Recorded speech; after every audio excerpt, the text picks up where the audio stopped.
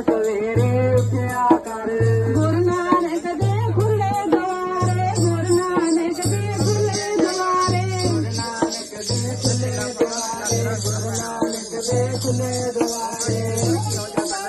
ਕਰਿਆ ਕਰ ਜਿੰਦ ਮੇਰੀਏ ਨੀ